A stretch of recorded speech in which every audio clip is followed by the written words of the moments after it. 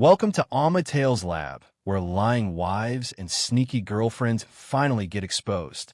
From girls' trips that never happened to coworkers who were a little too friendly, we break down every red flag, messy receipt, and suspicious text with humor, shock, and just a little bit of petty.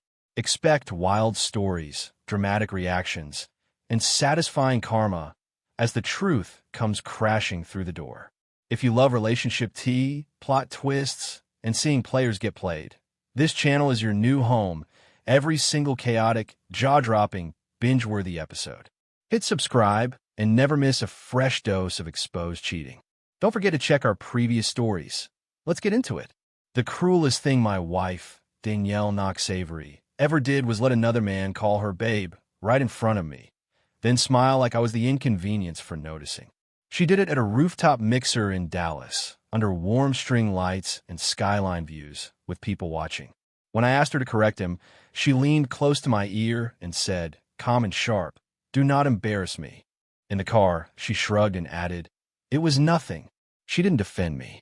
She didn't respect me. She measured my dignity in public and decided I could go without it. Here's how it happened. I'm Malcolm Avery, a black man who manages logistics for a medical supply company. My job taught me to watch patterns, track details, and stay calm when other people panic. Danielle loved that about me at first. She said I made her feel safe. She worked in marketing and always carried herself like she belonged in any room. When we met at a friend's birthday dinner in Houston, she laughed at my dry jokes, stole fries off my plate like it was a contract she'd already signed, and texted me the next morning, "I had fun.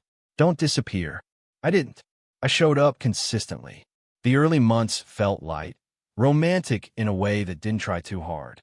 We did late-night grocery runs and made up stories about strangers in line, whispering ridiculous backstories until we had to hide our laughter behind the cart. Danielle had this habit of dancing in the kitchen when she cooked. Little shoulder shimmies, a grin like she couldn't help herself. One night, she tried to make homemade pizza and nearly set off the smoke alarm.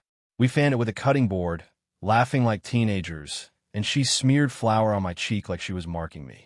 I remember thinking, this is home. We got married 2 years later in Fort Worth. Small ceremony, close family, real joy. Danielle cried when she walked down the aisle, and when I saw her, I felt steady in my chest, like I'd made the right decision with my whole life. Our first year was good. We took a road trip to San Antonio, ate breakfast tacos in a tiny spot off the highway, and argued playfully about which playlist was better. She took pictures of me when I wasn't looking, then showed me the worst ones on purpose. "This is my husband," she'd say proud. The shift didn't arrive as a thunderclap. It came like tiny cuts, small enough to ignore, frequent enough to bleed you out slowly. Danielle started correcting me in public in little ways that felt unnecessary. If I told a story, she'd interrupt to fix a detail. If I made a joke, she'd stare like it embarrassed her. The first time she did it around her friends at brunch in Plano, I smiled through it and changed the subject. Later, I told her privately it bothered me. She didn't apologize. She said, "You are too sensitive." Then she acted like that settled it. Danielle also began using silence like a weapon. If I asked a direct question about money, plans, time, she'd go quiet and stare at her phone like I wasn't there. I'd try again, calmly, and she'd sigh like my voice was heavy. It made me start choosing my words carefully, like I was walking across glass. One night, she came home late and smelled like someone else's cologne clung to the air around her. I asked where she'd been. She didn't even look up from her purse. "Stop interrogating me," she said, and went to bed with her back turned. Around that time, she started bringing up a man named Terrence Rowe from work. At first, it was casual. "Terrence thinks this campaign idea is strong. Terrence says the client is difficult." Then his name became a regular guest in our living room. Danielle would be laughing at her phone, thumbs moving fast, and when I walked in, her screen would tilt away. I didn't demand access. I didn't raise my voice. I simply asked, "Are you happy?" Danielle looked me up and down like the question itself irritated her. "Yes." "Why do you always make things weird?" she replied. My first small piece of karma came without effort from me. Danielle tried to make me look foolish at a couple's game night in Irving. She told everyone I always forget things and nudged her friend to laugh. The problem was I had quietly handled every reservation, bill, and schedule for months. Her friend's husband asked, "So who arranged this whole night?" Danielle opened her mouth, then stopped. Everyone looked at me. I said, "Simply, I did." The room went quiet. Then a few people nodded like they'd been thinking it. Danielle's smile tightened. She changed the subject fast. She didn't apologize afterward. She just acted annoyed that reality showed up. Danielle's disrespect wasn't only social. It was personal and strategic. She started treating my presence like an inconvenience. If I sat beside her on the couch, she'd get up. If I reached for her hand in public, she'd slip away to adjust her hair. On my birthday, she posted a photo of herself with a generic caption about growth, but forgot to mention me at all. When I calmly said it hurt, she stared at me like I'd asked her for something unreasonable. "You want applause for being a husband?" she asked. That sentence sat in my chest for weeks like a stone I couldn't swallow. Still, there were moments where I tried to bring us back to what we were. I planned a weekend in Austin. Nothing flashy, just a good hotel and a comedy show, because Danielle used to laugh so hard she'd press her face into my shoulder. At dinner, I told a story about a warehouse mistake at work that turned into a harmless, ridiculous supply chain mystery. She laughed, genuinely, for a minute. I felt hope rise. Then her phone lit up. Her eyes softened at the screen in a way I hadn't seen directed at me in months. She typed fast and said, "Keep talking," without listening. On the drive back, I asked her calmly, "Who are you texting so much?" Danielle didn't deny it. She didn't reassure me. She attacked the question. "You don't get to monitor me," she snapped. I said, evenly, "I'm not monitoring. I'm asking." She rolled her eyes and said, "It's nothing." That became her favorite phrase, 2 words that dismissed my instincts, my feelings, my dignity. And every time she said it, it felt like she was training me to accept less than basic respect. I started sleeping lighter, waking when she moved, noticing when she didn't come to bed at all. The rooftop mixer in Dallas was the moment everything turned sharp. Danielle insisted we go because networking matters, and she wanted me there like an accessory. Steady husband, clean suit, polite smile. I played my role without complaint. The view was beautiful, the crowd loud. Danielle moved through the room like she owned the air. Then Terrence appeared like he'd been invited into her life without my consent. He slid close, eyes on her, not me, and said, smooth and familiar, "Hey, babe." Danielle smiled. Not surprised. Not offended. Comfortable. That comfort hit me harder than the word. I waited 1 beat for her to correct him. She didn't. Terrence glanced at me like I was a coat rack and asked Danielle if she wanted another drink. Danielle answered him first. When I stepped slightly closer and said, "I'm her husband," Terrence's mouth curled like he'd heard a joke. Danielle finally turned to me, not to defend me, but to manage me. "Malcolm, relax," she said low and controlled. The disrespect wasn't only Terrence's. It was Danielle choosing, in real time, whose feelings mattered. And it wasn't mine. In the car, I kept my voice calm because volume wasn't going to save my marriage. "Why do he call you that?" I asked. Danielle stared forward, streetlights moving across her face like she was already done with the conversation. "It was nothing," she said. I asked, "Then why didn't you stop it?" Danielle exhaled sharply and replied, "Because you always turn everything into a scene." I said, "I didn't make a scene. He did." Danielle's answer was cold and final. "Do not embarrass me again. No remorse. No concern. Just control." After that, the cruelty became bolder. Danielle began forgetting to include me in plans, then blaming me for feeling excluded. She'd come home smelling like a lounge and say she was working late. She started making snide comments about how I needed reassurance, like I was weak. One night, when I tried to talk, she laughed and said, "You should be grateful someone like me married you." I remember the exact second my stomach dropped, because that's not something you say by accident. That's something you believe. I nodded once, quietly, and stopped offering her my emotions like they were negotiable. Karma showed up again in a small, realistic way, through numbers. Danielle liked spending. I didn't mind, as long as it was honest and within what we agreed. But she began making purchases that didn't match our conversations. Weekend charges in Grapevine, expensive dinners I wasn't at, ride shares late at night. When I asked, she said, "Stop acting like my father." So I stopped asking and started documenting. Not to win, to protect myself. Danielle wanted me confused and reactive. I got precise and quiet. Every receipt became a timestamp.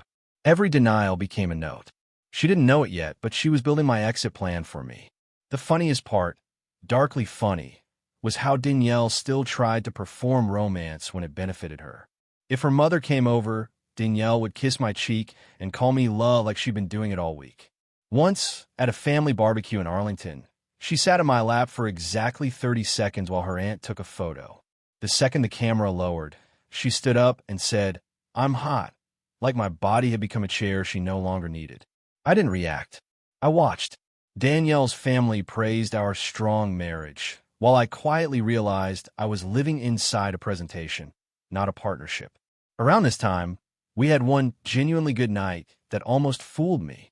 Danielle and I cooked together, salmon, rice, vegetables like we used to. She teased me for lining up spices like a warehouse shelf, and I laughed despite myself. We drank sparkling water like it was champagne, slow danced for a minute to an old song, and she rested her head on my chest. For a brief window, I felt my shoulders loosen. Then her phone buzzed. She looked down, smiled at the screen, soft, private, and stepped away to answer. She came back colder. The warmth wasn't for me. It never was. 2 weeks before the Dallas mixer, there had been a break-in on our street, and I installed a dash cam in my car. It recorded audio automatically. I didn't set it up to spy. I set it up for safety. Danielle knew it was there. She even joked, "Now you can watch me drive like a grandma." Then one afternoon, she insisted on borrowing my car for errands, because hers needed gas. I handed her the keys without suspicion. That's the part people don't understand. You can trust someone and still be betrayed. You can love someone and still be used. That same evening, I pulled the footage only to check the camera worked. I expected traffic noise and radio static. Instead, I heard Danielle's voice, clear and comfortable, laughing. Then Terrence. The tone between them wasn't professional. It was intimate, familiar in a way that made my throat tighten. He called her babe, like it was normal. Danielle didn't correct him. She responded like she'd been waiting for it. Then she said my name with a kind of casual disrespect that felt worse than yelling. She joked that I never leaves. She mocked how calm I stayed. She talked about money like it was hers to take. I listened once, then again, because my mind refused to accept what my ears had already confirmed. The recording wasn't vague. It was a full conversation, plans, jokes, little insults about me, even details about where they met. Danielle sounded relaxed, like betrayal had become routine. Terrence sounded bold, like my marriage was a joke he'd already won. I didn't cry right away. My body went cold first. Then the grief arrived, heavy, slow, private. I sat in my car in the driveway with the engine off, staring at the steering wheel, feeling like the life I built had been hollowed out without me noticing. Danielle came inside later, cheerful, humming, acting like nothing had happened. She asked what I wanted for dinner. The normality was almost insulting. I looked at her face and realized I didn't recognize the person in front of me anymore. I didn't confront her then. I didn't want a messy argument or a performance of denial. I wanted control over my own outcome. So I moved quietly. I opened a new bank account in my name only. I redirected my direct deposit. I gathered documents. I met with an attorney during lunch breaks. Danielle thought my silence meant defeat. It meant strategy. Karma continued arriving in small, earned pieces. Danielle tried to punish me with coldness, but it only taught me independence. I started taking care of myself like I mattered. Early workouts, clean meals, therapy sessions I didn't announce, long walks through Clyde Warren Park in Dallas when my chest felt tight. Danielle mocked me once, "So now you're into self-help?" And I just said, "I'm into health." She rolled her eyes, no remorse. Meanwhile, my supervisor noticed my focus and offered me a better role with a pay bump. I didn't celebrate loudly. I simply said yes and didn't tell Danielle. Danielle's sister Renee hosted a Sunday dinner in Arlington where Danielle tried to paint me as the problem. She did it in that smooth way, calm voice, careful words, so anyone who didn't know us would think she was reasonable. Malcolm has been acting distant, she said, like I was misbehaving. He gets paranoid. Terrence was there too, introduced as a co-worker. Danielle watched me while she spoke, waiting for me to react. I didn't. I ate slowly, listened, and let her build the stage she thought she controlled. The moment she called me insecure with a small smile, I knew it was time. I reached into my pocket and pulled out my phone and a small speaker I'd brought. My hands didn't shake because I'd already done the grieving in private. Danielle frowned like I was violating her comfort. "What are you doing?" she asked. I looked at the table and said one sentence, calmly. "You've been calling me paranoid. I'm gonna let everyone hear what nothing sounds like." Danielle's eyes narrowed. Terrence sat up straighter. Nobody spoke. Then I pressed play. Danielle's laughter filled the room first. Then Terrence's voice. Then the word, babe. When the audio ended, Danielle didn't cry. She didn't beg. She didn't show shame. She stared at me like I'd committed the real offense. "So you recorded me," she said, disgusted. "That is weird." Terrence didn't apologize either. He scoffed, stood up, and muttered something about drama. Renee looked shocked, but not supportive. More like she didn't want this stain near her table. Danielle's mother asked, "Danielle, is this true?" Danielle shrugged. "He's overreacting," she said. No remorse. No accountability. Just the same cold strategy, deny my right to be harmed. I didn't argue. I didn't try to convince anyone. I simply stood, thanked Renee for dinner, and left. Outside, the air felt lighter than the house. Danielle called my phone before I got to the car. I didn't answer. She texted, "You're not going to ruin my life because you're insecure." I stared at the message and felt something inside me settle. The woman I married was not confused. She was committed. I drove home, packed a bag, and moved into a short-term place in Addison that same night. No speeches, no scenes, just action. The real karma didn't come from embarrassment. It came from consequences where charm cannot help you. Paperwork, finances, time. My attorney used the audio and the documented transactions to support what Danielle kept denying. How she'd been moving through our marriage like it was a resource to extract. Danielle lost access to the joint accounts she treated like a private wallet. She tried to pressure me, then threatened me, then tried to guilt me. None of it worked. Terrence vanished the moment things got serious. He didn't show up to support her when responsibility arrived. He was brave only when the cost was mine. My transformation didn't happen on social media. It happened in my daily life, quietly where it counts. I moved into a clean apartment in Frisco, furnished it slowly, and built routines that didn't revolve around someone else's moods. I took my promotion and used the money to stabilize my future, not to impress anyone. I slept through nights without flinching at footsteps. I laughed again, real laughter, at small things like burning toast and turning it into a joke instead of a fight. I reconnected with friends I'd gotten distant from.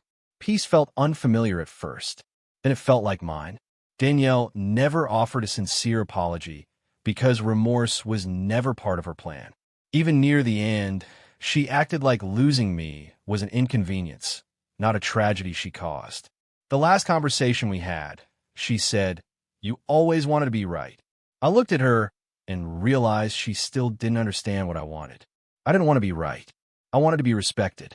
I wanted a partner who protected the marriage instead of testing how much pain I would tolerate.